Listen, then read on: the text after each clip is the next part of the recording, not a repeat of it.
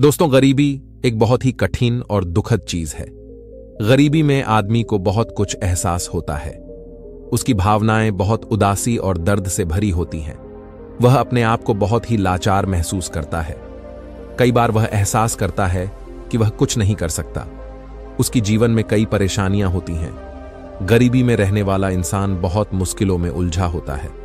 कई बार गरीब आदमी अपने परिवार को एक टाइम का खाना खिलाने के लिए भी परेशानियों का सामना करता है। उसके नसीब में चाहे जो भी खुशियां हों, लेकिन उसे वह खुशियां आसानी से नहीं मिलती। जैसे कोई अनजान तरीका हो या कोई ईश्वर की शक्ति हो जो उसके पास पैसा आने से रोक रही हो, या कोई ऐसी बात है जो कि वह आदमी गलत कर रहा हो। वह अपने ख्वाबों को पूरा करने में भी हारा हुआ एहसास करता है। लेकिन संसार की मां ने तो हमें हरदम उम्मीद रखनी चाहिए कि कुछ अच्छा होगा, क्योंकि कहते हैं ना, जब रास्ता कठिन होता है तो आपका सब्र और आपकी अधिक संघर्ष ही आपकी की सबसे बड़ी शक्ति होती है। लेकिन क्या हो जब आप गेम ही ऐसा खेल रहे हो जहां आपकी हार निश्चित हो? क्या हो जब तुम्हें मालूम चले कि तुम जो कुछ भी समझते और विचार करते आए हो सफलता और पैसे के बारे में, वह सब पाने का कोई तरकीब हो और आप उस तरकीब, उस नियम से अनजान हो, तब हमारा भरोसा और हमारी लाख प्रयासों का भी नाकाम होना निश्चित है। मित्रों, अगर किसी खेल में जीतना है तो हमें उस खेल के तरीके पता होना बहुत आवश्यक होता है। तरीके को समझने के बाद ही हम यह जान सकते हैं कि हमें कैसे इन तरीके को अपने हित में उपयोग करना है। आज हम ऐसे ही कुछ तरीकों को एक बुद्ध कहानी के द्वारा जानेंगे। लेकिन इससे पहले कि आप कहानी में लीन हो जाए, इस वीडियो को लाइक जरूर कर दें। तो चलिए शुरू करते हैं। आज की यह कहानी बहुत समय पहले की बात है। एक पुरानी सी बस्ती में एक आदमी रहता था जिसका नाम कैलाश था। वह अपनी गरीबी से बहुत अधिक परेशान था। कैलाश की जीवन बहुत ही परेशानियों से भरी थी।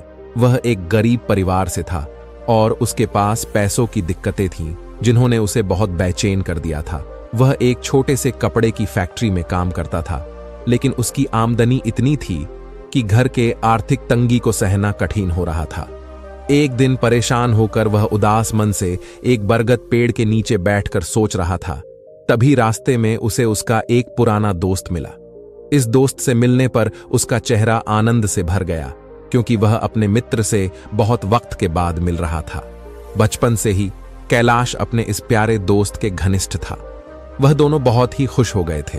उसका दोस्त पूछता है, कैलाश, तुम कहां जा रहे हो और आजकल क्या कर रहे हो? तब कैलाश ने तकलीफ मन से अपनी सारी समस्या अपने दोस्त को बताई कि कैसे वह गरीबी से परेशान है और अपने घर वालों की आवश्यक चीज भी नहीं पूरी कर पा रहा। एक वक्त की रोटी कमाना भी उसे बहुत कठिन हो गया है। तब उसके दोस्त ने उससे कहा, मित्र, परेशान नहीं हो। यहीं नजदीक में एक महात्मा है। वह तुम्हारी सहायता जरूर कर सकते हैं। तुम्हें एक बार उनके पास जाना चाहिए। अपने दोस्त की बात सुनकर कैलाश उस महात्मा के पास पहुंच जाता है और उनसे कहता है, महात्मा गुरु, इस संसार में कुछ लोग इतने सफल हैं कि लाखों करोड़ों कमा रहे हैं, जबकि कुछ लोग ऐसे भी हैं जिन्हें गरीबी की वजह से 2 टाइम की रोटी भी भाग्य में नहीं होती। आखिर ऐसा क्यों होता है? ईश्वर तो सबका एक ही है, चाहे अमीर हो या गरीब, निरोगी हो या बीमार, और फिर चाहे वह किसी भी धर्म का हो। आखिर वह तो सबका मालिक है। तो फिर वह ऐसा क्यों करता है? किसी को बहुत धन दौलत दे देता है तो वहीं किसी को 2 वक्त की रोटी भी नहीं देता है। उस महात्मा ने उस आदमी की सारी बात सुनी और बोले, बालक, तुम बिल्कुल सही कह रहे हो। वह ईश्वर हम सभी का है, चाहे वह कोई भी हो, किसी भी जाति धर्म का हो। लेकिन हम भी तो सब उसी की वरदान हैं, तो फिर हम सभी को एक जैसा होना चाहिए। लेकिन हम भी तो सब एक समान नहीं हैं, एक जैसे नहीं हैं, एक दूसरे में लड़ाई झगड़ा करते रहते हैं। तो भला वह हमें एक जैसा क्यों बनाएगा? ये तो समझने की बात होती है। अच्छा, तुम मुझे एक बात बताओ। सोचो कि तुम्हारे 3 बच्चे हैं। एक बहुत ही समझदार है और वहीं तीसरा बच्चा अच्छा नहीं है। वह शराब पीता हो, पैसा बेफालतू में खर्च करता है। फिर तुम्हारे पास तुम्हारे तीनों बच्चे आते हैं और तुमसे कुछ पैसा मांगते हैं, जो कि तुम्हारे पास थोड़ा ही पैसे हैं, तो तुम पैसा किसे दोगे? स्वाभाविक सी बात है, तुम पैसा उसे ही दोगे जो पैसे की कदर को समझता है, उसे कैसे खर्च करना है या उससे कैसे और अधिक पैसा बनाया जा सकता है। जो इस बात को समझता है। जाहिर है कि तुम पैसा उसे ही दोगे, ना कि उसे दोगे जो पैसा फालतू में खर्च करता है, शराब पीता है, पैसे की कदर नहीं समझता। तुम पैसा उसे बिल्कुल नहीं दोगे। ईश्वर भी ऐसा ही करता है। मैं यह नहीं कहता कि तुम शराब पीते हो या तुम गलत हो, बल्कि मेरे कहने का अर्थ यह है कि तुम यह नहीं जानते कि पैसा कैसे उपयोग किया जाता है। और जो अमीर लोग होते हैं वह पैसे को सही उपयोग करना जानते हैं। उनकी कुछ अच्छी आदत भी होती है, कुछ उनके तरीके होते हैं जो अमीर को और अमीर बना देती है और गरीब को और गरीब। अगर कोई भी आदमी उन तरीकों का उपयोग करता है तो उन्हें अपने जिंदगी में इस्तेमाल करता है, तो वह भी बहुत जल्दी अमीर बन सकता है। तब उस आदमी कैलाश ने कहा कि हे महात्मा संत, कृपया करके आप हमें बताएं वह कौन सी आदत हैं, वह कौन से तरीके हैं, मैं अपने जिंदगी में अवश्य अपनाऊंगा। तब उस महात्मा ने कहा कि ठीक है बेटा, आज मैं तुम्हें उन तरीकों में से 10 तरीकों के बारे में बताऊंगा जिन्हें अपनाकर तुम भी सफल व्यक्ति की श्रेणी में आ सकते हो और आनंद से भरा लाइफ जी सकते हो। बस उन तरीकों को गौर से सुनना और अपने जिंदगी में अवश्य अपनाना। उन नियमों में से पहला तरीका है कभी हार ना मानने की आदत, क्योंकि कभी हार ना मानने की आदत ही एक समय तुमको कामयाब बना सकती है और सफल लोग कभी हार नहीं मानते। अगर आपको भी कामयाब होना है तो सबसे पहले अपने आप को चुनौतियों से निकालकर कार्य करना पड़ेगा। आपके काम में कितनी भी दिक्कतें क्यों ना हो, लेकिन आपको हर समस्या का सामना करके अपने कार्य को पूरा करना पड़ेगा। जिनके भीतर अपने मंजिलों को पाने के लिए उत्साह और जुनून होता है वह हर समस्याओं का सामना कर लेते हैं। इसीलिए सफलता का पहला नियम यही कहता है कि आपको कभी हार नहीं मानना है। दूसरा तरीका यह है कि दूसरों की बातों को सुनना बंद कर दो। अधिकतर लोग अपने कामों को इसीलिए छोड़ देते हैं क्योंकि वह दूसरों की अधिक सुनते हैं। वह यह जान नहीं पाते कि लोगों का यही काम होता है कि उभरते हुए लोगों को नीचे कैसे गिराना है और उनके काम को कैसे खराब करें। अगर आप कोई ऐसा कार्य कर रहे हो जिसके बारे में लोग कहते हैं कि तुमसे नहीं हो पाएगा, तो उन लोगों को उत्तर तुम बिल्कुल नहीं दो, बल्कि उन लोगों को उत्तर तुम अपने काम से देना। उसी कार्य को पूरा करके दिखा देना जिससे उन लोगों को उत्तर अपने आप मिल जाएगा। और फिर अगर लोग आपको देखकर या फिर आपके कार्य को देखकर आपकी नकल करने लगे हैं, तुम जान जाओ कि आप कामयाब हो रहे हो, क्योंकि लोग कामयाब लोगों की ही नकल करते हैं। असफल लोगों को कोई नकल नहीं करता। अब से आप जो भी कार्य करो उसमें इतना लीन हो जाओ कि लोगों की आवाज आपको सुनाई ना दे। इसीलिए अगर आप कामयाब होना चाहते हो तो दूसरों की बातों को सुनना बंद कर दो। तीसरा तरीका यह कहता है कि रिस्क लेना चालू कर दो।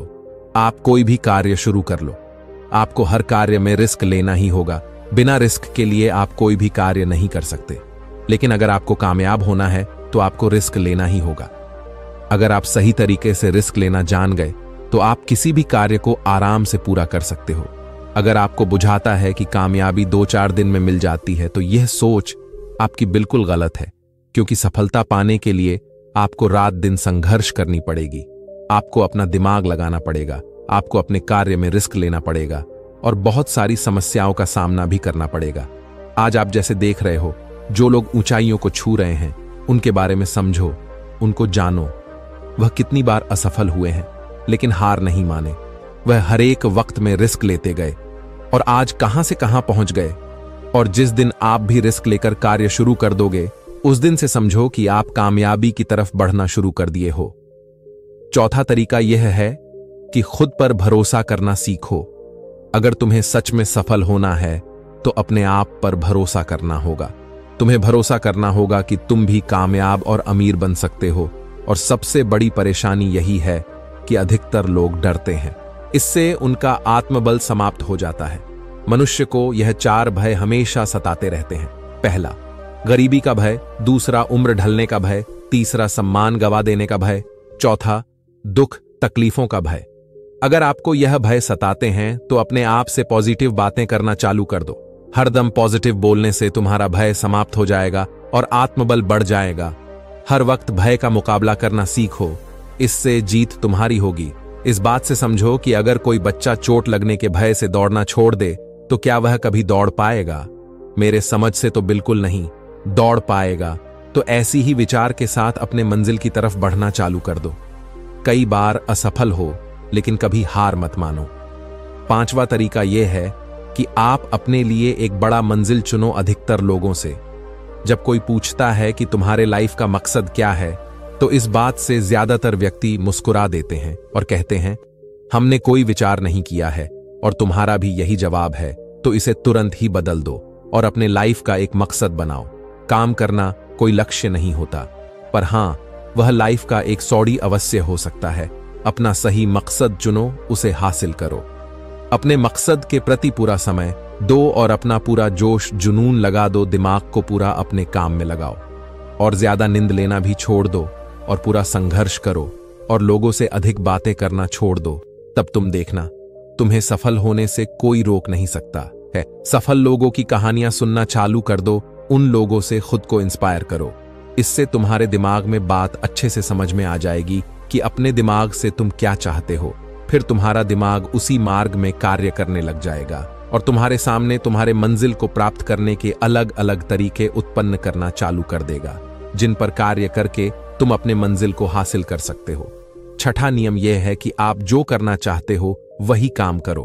आपको वही कार्य करना चाहिए जिस काम में आपका इंटरेस्ट है और जिस कार्य को करने में आपको आनंद आता है। किसी के बहकावे में आकर कोई भी कार्य चालू मत करो। उनसे कह दो कि मुझे यह काम नहीं करना, क्योंकि अगर आप वह कार्य करना चालू कर देते हो जिस काम में आपका रुचि है, तो उस कार्य के प्रति आपका दिल लगा रहेगा और आपको इंटरेस्ट आएगा। इसीलिए हर मनुष्य को हरदम वही कार्य करना चाहिए जिस काम को करने में इंटरेस्ट आए। लेकिन अगर आप वह कार्य करते हो जिस काम के प्रति आपका थोड़ा सा भी रुचि नहीं है, तो थोड़ा दिन के बाद आप परेशान होने लग जाओगे और उस कार्य से मन हटा लोगे और फिर इस तरह आप कभी सफल नहीं हो पाओगे। इसीलिए हरदम आदमी को वही कार्य करना चाहिए जिसमें उसका लगाव हो। यह आपकी जिंदगी का बात होता है, इसीलिए फैसला भी आपको स्वयं ही लेना चाहिए कि आपको क्या करना है और क्या नहीं। सातवां नियम यह है कि सबसे आवश्यक कार्य पहले करो।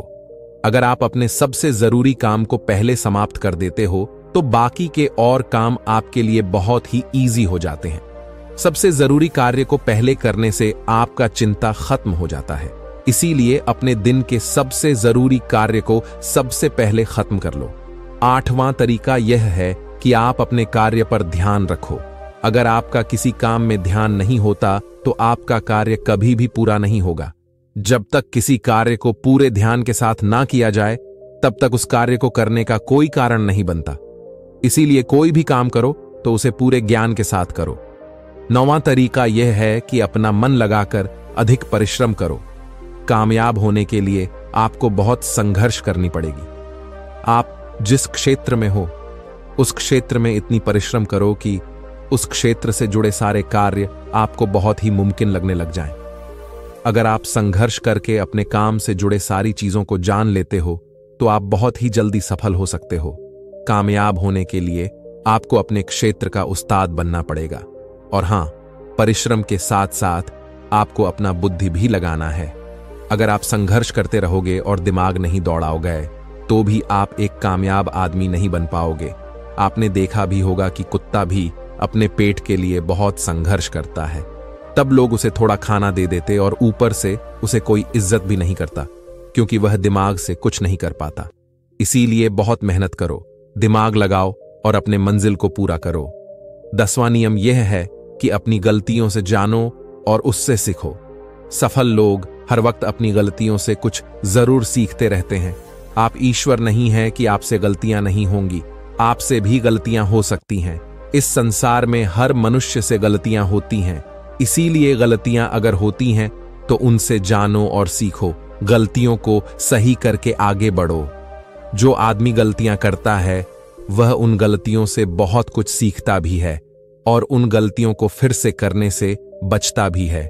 इसीलिए अगर आप कोई कार्य कर रहे हो और आपसे कोई गलती हो जाए, तो उदास नहीं होना। अरे मिस्टेक तो वही लोग करते हैं जो कुछ करने का हौसला रखते हैं। जो कुछ करने का हौसला ही नहीं रखते, वह गलतियां कैसे करेंगे? अगर हार के भय से फील्ड में नहीं उतरेंगे, तो तुम्हें जीत कैसे मिलेगी? इसीलिए मैं यही कहूंगा कि गलतियों से मत डरो, बस कुछ करने का हौसला रखो।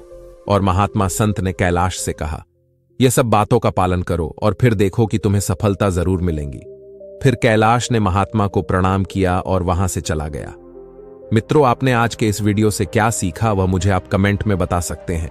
इसी के साथ मैं उम्मीद करता हूं कि आपको आज की वीडियो पसंद आई होगी, तो इस वीडियो को अपने दोस्तों और परिवारों के साथ जरूर शेयर करें और हमारे चैनल की भी सब्सक्राइब कर लें। चलिए फिर मिलते हैं ऐसी एक और नई वीडियो में एक नए मैसेज के साथ। तब तक के लिए अपना ख्याल रखें। धन्यवाद। नमो बुद्धाय।